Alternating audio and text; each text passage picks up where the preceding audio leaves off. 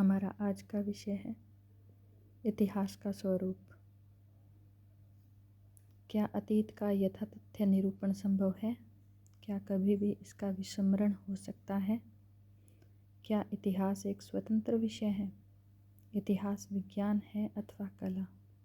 इतिहास का अर्थ कहाँ निहित है और इसे कैसे ढूंढा जा सकता है? हमारे लिए इतिहास का क्या मूल्य है? लियोनार्ड एम मार्जक ने अपनी पुस्तक the nature of historical inquiry 1970 में कई प्रसिद्ध विद्वानों के लेखों का संपादन कर इन प्रश्नों का समाधान प्रस्तुत करने का प्रयत्न किया था। मार्जक की पुस्तक के 5 विभाजन हैं। प्रथम विभाजन मानव स्वरूप तथा इतिहास का अध्ययन के अंतर्गत बेनेडेत्तो क्रोचे, जोसे आर्तेगा,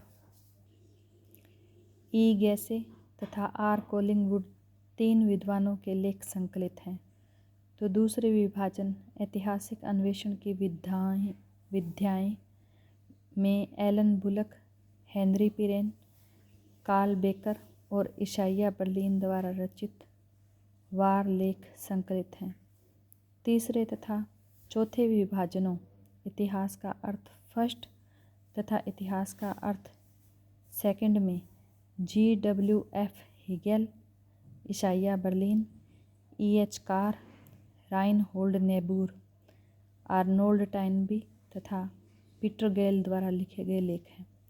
जबकि नैतिकता तथा इतिहास शीर्षक वाले 5वें विभाजन में कार्ल आर पापर, इशाइया बर्लिन तथा जैकब बर्कहार्ट के लेखों को स्थान दिया गया है। इतिहास के स्वरूप में नंबर 1 पे पढ़ते हैं मानव स्वरूप तथा इतिहास का अध्ययन। इतिहास, जैसा कि क्रोचे का आग्रह है, केवल इतिवृत्त नहीं है तथा विशुद्ध इतिहास के लिए यह एक अनिवार्य अपेक्षा है कि उसकी वर्तमान कालिक उपयोगिता हो। कोलिंगवुड के अनुसार इतिहास को वस्तुतः एक चिंतन विधा के रूप में परिभाषित किया जाना चाहिए। सभी इतिहास विचार का इतिहास है और इससे भी अधिक महत्वपूर्ण यह तथ्य है कि प्रत्येक विचार स्वरूपतः ऐतिहासिक होता है। इतिहास तथा इतिवृत्त। बेनेडेत्तो क्रोचे। क्रोचे इटली में उत्पन्न हुआ था। इतिहास के सिद्धांत के ऊपर इस इतालवी विद्वान ने अपना प्रथम लेख 1893 में लिखा, जब उसकी आयु केवल 27 वर्ष थी। इस लेख का शीर्षक था इतिहास का कला की अवधारणा के अंतर्गत प्रतिष्ठापन। क्रोचे ने इस लेख में पहले कला की अवधारणा को स्पष्ट किया और फिर यह आग्रह किया कि वस्तुतः इतिहास कला है, किंतु एक विशेष प्रकार की कला। कलाकार के समान इतिहासकार कला है, किंतु एक विशेष प्रकार की कला।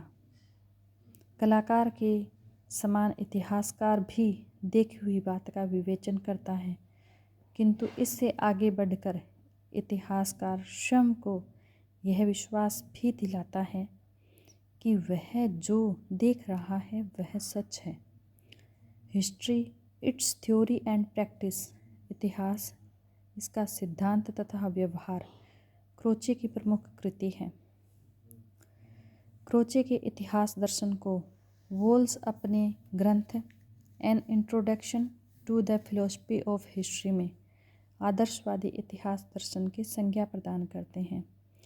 इसका प्रमुख कारण यह है कि उसकी प्रमुख कृति में हीगल तथा अंग्रेज आदर्शवादियों जैसे बोसांके और ब्रैडले के सिद्धांतों के साथ पर्याप्त समानताएं मिलती हैं। इतिहासवाद यानी इतिहास का शास्त्र, उसके अनुसार इस तथ्य का स्वीकरण है कि जीवन तथा यथार्थ इतिहास से अभिन्न है। उसका आशय यह है कि घटनाएं तथा विचार सभी इतिहास प्रवाह के अंग हैं।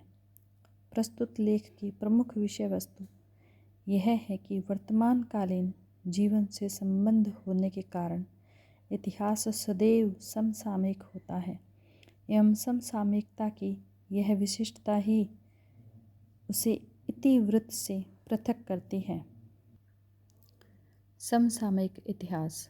समसामयिक इतिहास को अनति दूर अतीत के रूप में देखे जाने वाले कालांतराल का इतिहास कहा जा सकता।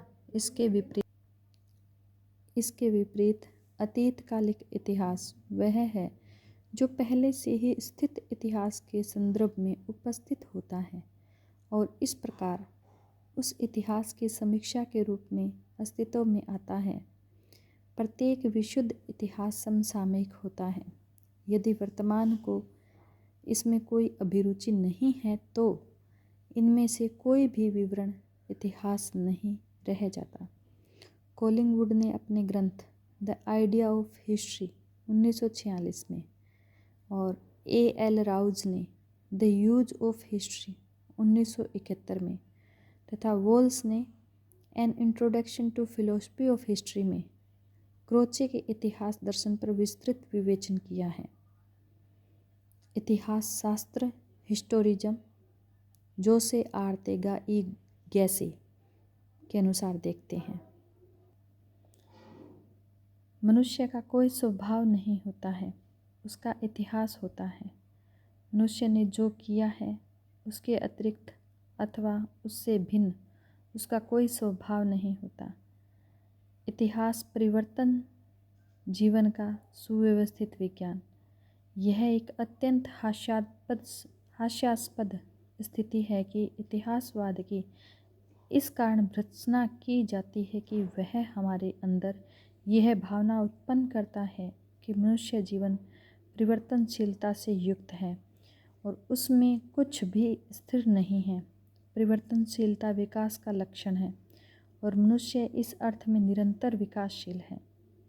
इतिहास की अवधारणा देखते हैं the concept of history R.G. Collingwood के अनुसार। कोलिंगवुड की पुस्तक का नाम वस्तुतः इतिहास की अवधारणा है।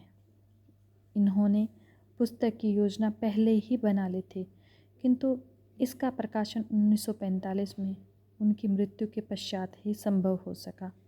स्वयं कोलिंगवुड का कहना था कि उनका प्रिय दार्शनिक प्लेटो था एवं विको ने उसे किसी अन्य व्यक्ति की अपेक्षा अधिक प्रभावित किया था। यद्यपि अपने अंतिम दिनों में उन्होंने क्रोचे के सदृश आदर्शवाद का प्रतिपादन किया। अपने प्रारंभिक दिनों में उन्होंने क्रोचे की गंभीर आलोचना की थी और अपने लिए स्वतंत्र दर्शन की रचना में तत्पर हुआ था। इतिहास का प्रयोजन। इतिहास का प्रयोजन आत्मज्ञान की प्राप्ति है। यह सामान्यतः महत्वपूर्ण माना जाता है कि मनुष्य स्वयं को जाने और इसमें जानने का अर्थ केवल अपनी अन्य व्यक्तियों से पृथक व्यक्तिगत विशिष्टताओं को जानना नहीं अपितु मनुष्य के रूप में अपने स्वभाव को जानना है। इतिहास विचार का इतिहास है। कोलिंगवुड के अनुसार सभी इतिहास विचार का इतिहास होता है। इतिहासकार अतीत का पुनर्विधायन करता है, किंतु यह पुनर्विधायन उसके अपने ज्ञान के संदर्भ में होता है और इस कारण इसका पुनर्विधायन करते हुए वह इसकी समीक्षा करता है एवं इसके मूल्य के प्रति अपना निर्णय बताता है और इसमें दिखाई पड़ने वाली त्रुटियों का शोधन भी करता है। इतिहास विशिष्ट प्रकार का विज्ञान।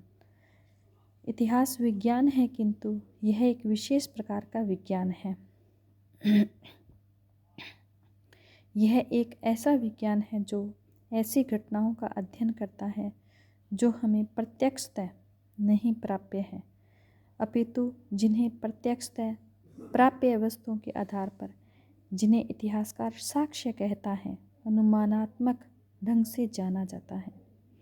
फ्रांसिस बेकन ने अपने एक अविस्मरणीय वाक्य में यह कहा है कि भौतिक वैज्ञानिक को प्रकृति से प्रश्न करना चाहिए। इससे उनका अभिप्राय यह था कि भौतिक वैज्ञानिक का प्रकृति के प्रति दृष्टिकोण केवल आदरपूर्ण सावधानी का नहीं होना चाहिए।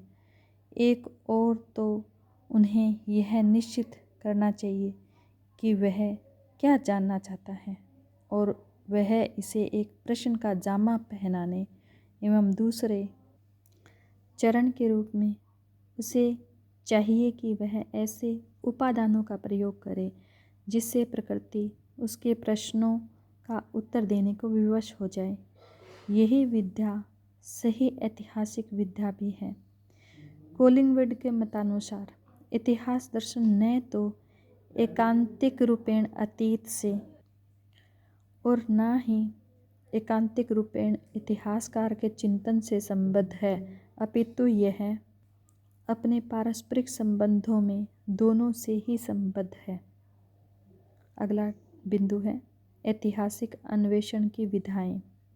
इतिहास के विषय में कोलिंगवुड ने कहा है कि यह तथ्य का इतिवर्तात्मक विवरण मात्र न होकर विचारों की अभिव्यक्ति है। इतिहास की ज्ञान मीमांसीय समस्याओं पर विचार करते हुए कोलिंगवुड ने पाया कि साक्ष्यों के विषय में इतिहास के नियम विज्ञान के नियमों के समान हैं। यद्यपि इतिहास के नियम संभवतः इतने निश्चित नहीं होते। कोलिंगवुड का यह आग्रह है कि इतिहास इस रूप में विज्ञान के समान है कि यह ऐसे कार्यनिर्वाही सत्यों को प्रदान करता है जिन्हें भविष्य में सभी साक्ष्यों के उपलब्ध होने पर सिद्ध किया जा सकता है। एलन बुल्क यह स्वीकार करते हैं कि इतिहास साक्ष्य के नियमों से नियंत्रित बौद्धिक ज्ञान शाखा है, किंतु वह इतिहासकार को चित्रकार अथवा उपन्यासकार तुलनीय समझता है। एलन बुल्क के अनुसार इतिहास कदापि विज्ञान के समान सामान्यीकरण नहीं कर सकता।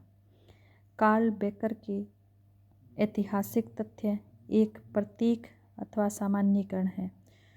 जो कार्ल बेकर के अनुसार ऐतिहासिक तथ्य एक प्रतीक अथवा सामान्यीकरण है जो इतिहासकार के मस्तिष्क में वर्तमान काल में विद्यमान रहता है।